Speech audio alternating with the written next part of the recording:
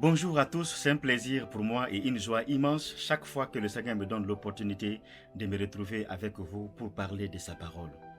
Aujourd'hui encore, nous parlons de la victoire. La victoire n'est pas le fruit d'un hasard.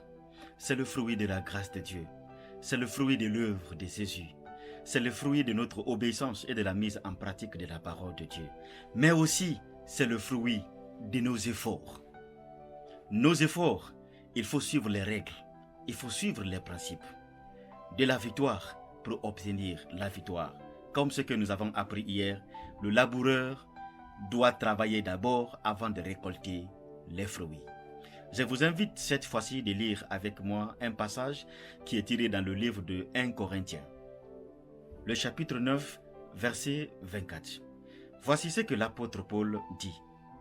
Ne savez-vous pas que ceux qui courent dans le stade courent tous et qu'un seul remporte le prix? Courez de manière à remporter le prix. Mais qu'un seul remporte le prix? Courez donc de manière à remporter le prix. L'apôtre Paul donne un exemple très pratique. Tous ceux qui courent dans le stade, tous y courent. Mais c'est une seule personne qui va remporter la victoire. Et l'apôtre donne un conseil précieux. Courez de manière à remporter le prix. Donc la manière, elle est très importante.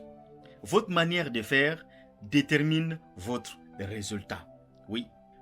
Pour reconnaître un gagnant ou un perdant, au-delà de plusieurs éléments, la foi, la détermination, la manière est un élément important.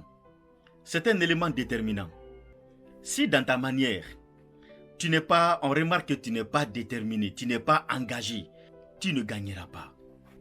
Mon frère, ma soeur, avant de t'engager dans tout combat, soigne tes manières.